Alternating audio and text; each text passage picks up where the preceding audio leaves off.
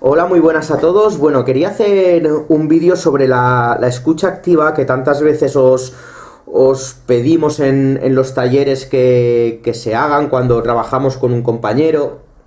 Decimos uno que haga la escucha activa y el otro habla. Os voy a explicar un poquito el por qué, cómo funciona y para qué sirve. Pensar que hoy en día estamos perdiendo cada vez más la capacidad de escuchar. Y lo que hace difícil o lo que dificulta escuchar actualmente es la creciente focalización que tienen las personas en el ego. Podríamos decir que es el progresivo narcisismo de la sociedad. Narciso, en la fábula de Narciso, él no respondía al eco. Eco era una ninfa, no respondía a la voz de la ninfa Eco. Y al no responder a la voz de la ninfa Eco, esa voz, o sea, la voz que escuchaba al final acabó siendo la suya. Por eso al Eco le llamamos Eco, por la fábula esta de Narciso. Fue como una degradación, porque esta ninfa tenía una voz muy bonita, fue como una degradación de su propio mirarse a sí mismo, de no poder ver nada más, que dejó de escuchar esa voz tan bonita y tan especial y tan amorosa y acababa al final escuchándose él, es decir, se escuchaba a sí mismo. ¿Por qué digo esto? Porque escuchar no es un acto pasivo, se caracteriza por una actividad muy peculiar. Primero lo que tengo que hacer cuando empiezo a escuchar es dar la bienvenida al otro, es decir, es afirmar al otro en su sitio, decirle, estás aquí, te siento, te veo. Luego, después de esto ya sí que atiendo a lo que dice. Escuchar es un prestar, es un dar, es un don. Es lo único que ayuda al otro a hablar. Es decir, es imposible que el otro hable si yo no estoy escuchando. La escucha activa no sigue pasivamente el discurso del otro. En cierto sentido, la escucha, como os decía antes, invita a la otra persona a poder hablar y lo libera de su yo, lo libera de su personaje, lo libera de su ego, porque empieza a compartir, sale de sí mismo, sale de dentro, sale de su narcisismo. El oyente, es decir, yo que soy el que practico la escucha activa, soy una caja de resonancia en la que otro se libera hablando. Esta caja de resonancia nosotros, cuando trabajamos terapéuticamente o cuando estamos practicando las habilidades sociales, nos da una información de qué es lo que nos está pasando con esa persona cuando habla.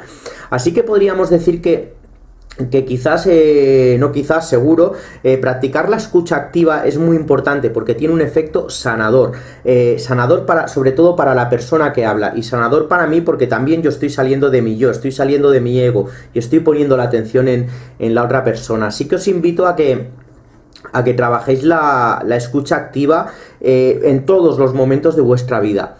A ver qué os pasa, porque seguramente recogeréis una información que cuando oímos que no escuchamos, seguramente no percibimos esa información, esa realidad que está ahí y que es muy importante para integrarnos en el entorno, el que sea, ya es un entorno laboral, un entorno de amistad, un entorno de familia, un entorno terapéutico, el que sea. ¿Vale? Pues venga, hasta el próximo vídeo. Hola, muy buenas a todos. Bueno, quería hacer un vídeo sobre la escucha activa que tantas veces os pedimos en los talleres que se hagan cuando trabajamos con un compañero. Decimos uno que haga la escucha activa y el otro habla. Os voy a explicar un poquito el por qué, cómo funciona y para qué sirve. Pensar que hoy en día estamos perdiendo cada vez más la capacidad de escuchar. Y lo que hace difícil o lo que dificulta escuchar actualmente es la creciente focalización que tienen las personas en el ego.